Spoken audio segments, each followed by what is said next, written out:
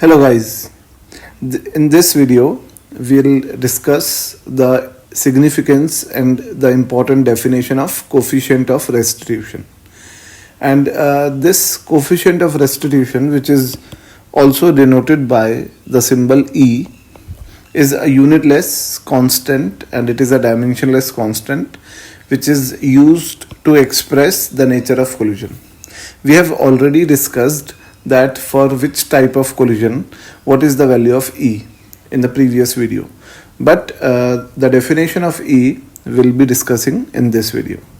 So the definition of E says that it is the ratio of impulse of reformation and impulse of deformation. I know this definition seems to be strange because most of the people know that the coefficient of restitution is the ratio of relative velocity after collision upon divided by the relative velocity before collision. So let me tell you that this is the derived definition. This one is the derived definition, and the primary definition is the ratio of coefficient of impulse of reformation and impulse of deformation is known as coefficient of restitution. Now I'll tell you that what is reformation and what is deformation and what are their impulses, and I'll also derive this definition, which is the secondary one. So let's start. Now in this case you can see that there are two bodies A and B of masses ma and mb, and A is moving with the velocity of ua and B is moving with the velocity of ub. Obviously ua would be greater than ub because then only their collision would be possible. Now when they will collide, they will deform and their shape and size will change. So this event in which the bodies are changing their shape and size and they are deforming is known as deformation. Now at the time of maximum deformation, the objects would be moving with a constant and same velocity. In fact, not constant but same velocity. Both A and B will be moving together with the same velocity and they would be deformed to their largest maximum extent. And most of the part of the kinetic energy, of the initial kinetic energy, is converted into the deformation energy in this case. And hence the kinetic energy of the system in this case will be less than the kinetic energy of the system initially. Now when these bodies will again regain their original shape and size, so this process of regaining the original shape and size is known as reformation because they are reforming again. So in this case I have assumed that these bodies have regained their original shape and size and therefore there is no loss of kinetic energy in this case. So this is a example of elastic collision. So I'll also explain this collision with the example of this block and the spring so that you could analyze the situation very better. So this is a block of mass ma. It is moving with a velocity ua. It strikes this spring which is connected to this block mb and it starts to compress this spring. So at the time of the maximum compression of the spring, the velocities of both the blocks are equal and hence their relative velocity is 0. So there is no relative motion between these two blocks and hence the spring is in the state of maximum compression. Now after this time, this event of stage 1 to stage 2 is known as deformation.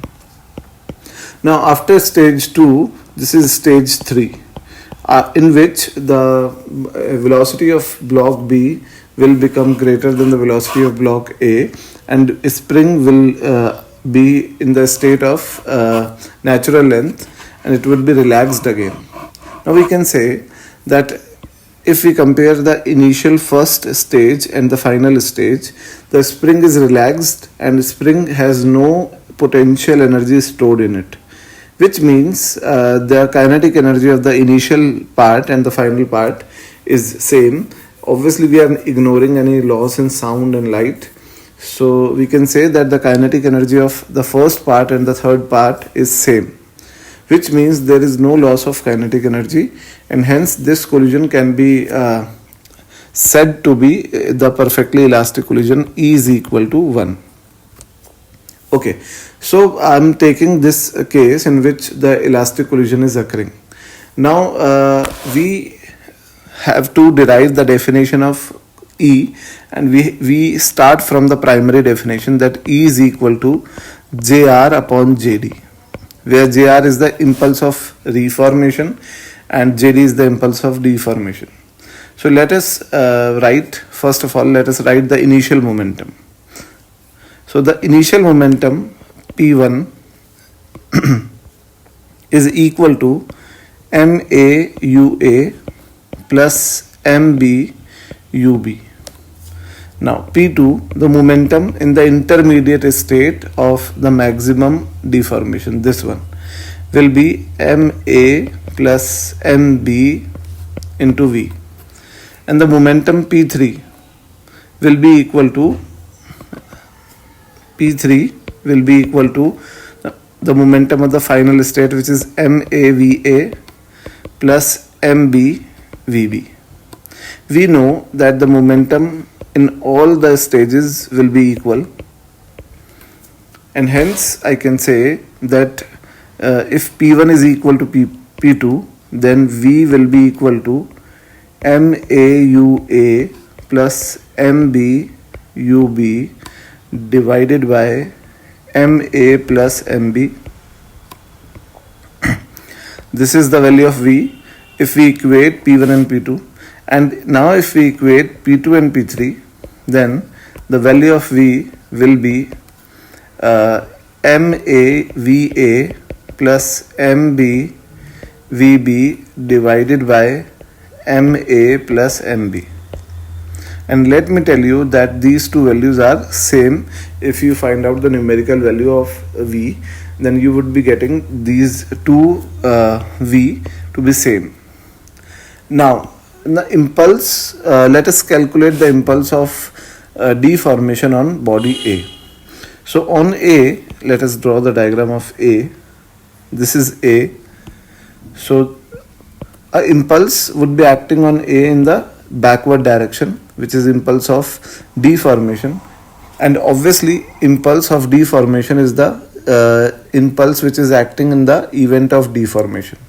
This event of deformation is the event from the initial stage to this intermediate stage, and hence this JD can be written as the final momentum, which is the momentum of A in the intermediate state, which is MA into V, minus the initial momentum, which is MA into U A. So this is the impulse of deformation. So JD will be equal to MA, which is common, V minus UA. Now let us substitute the value of V from this equation so that we may relate with UA. So JD, I am writing on the next page that JD is equal to MA into V minus UA. Now the value of V is MA into UA plus MB into UB divided by MA plus MB minus UA. So let us take the LCM, and then it is MA into MA UA plus MB UB minus MA UA minus MB UA divided by MA plus MB. Now we cancel out MAUA and MAUA and we take common this MB. So MA into, in fact we can say that MA into MB into UB minus UA. divided by MA plus MB. It is the impulse of deformation acting on body A. Now let us move on the impulse of reformation. So the impulse of reformation would be the change of momentum in the event of reformation. So the reformation is the stage which has the initial part of this one and the final part of this one. So in reformation, we'll be taking the initial momentum as the momentum in this stage and the final momentum as the momentum in this stage on the body A. Now, the final momentum of A is MA into VA and the initial momentum of A is MA into V. So JR is equal to MA, which is common, VA minus V, and now we'll substitute the value of V from this equation. So JR will be equal to MA into VA minus MA VA plus MB VB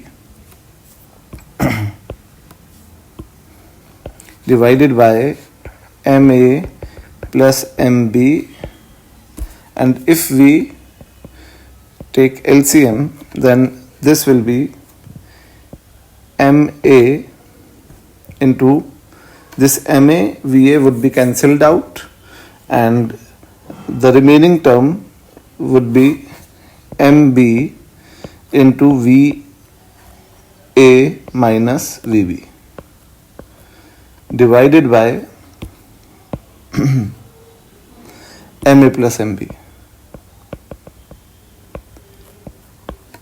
Now, according to the definition, if we find out the ratio of JR and JD, then this ratio will be equal to, you can see that this ratio will be VA minus VB upon UB minus UA. So this means that E is equal to VA minus VB, in fact VA minus VB divided by UB minus UA, and let us take a negative sign common from both the sides, then it would be VB minus VA divided by UA minus UB, which means that this part is the relative velocity after collision and this part is the relative velocity before collision. So which means that this definition of E, which is the ratio of relative velocity of the objects after collision to the relative velocity before collision, is the derived definition, and the primary definition of E is the ratio this is the primary definition, JR upon JD. You can also calculate the value of E, or you can also calculate the secondary definition by object B. But in this case, I have calculated it from object A. So this was the complete knowledge of coefficient of restitution, and whenever there is a question of primary definition, then you have to write this one. This is a primary definition, and this one is the secondary definition. Okay, but in numericals this would be useful. Secondary definition would be useful. Okay, so in the next video we'll be having numericals which are based on calculation of coefficient of restitution. Thank you.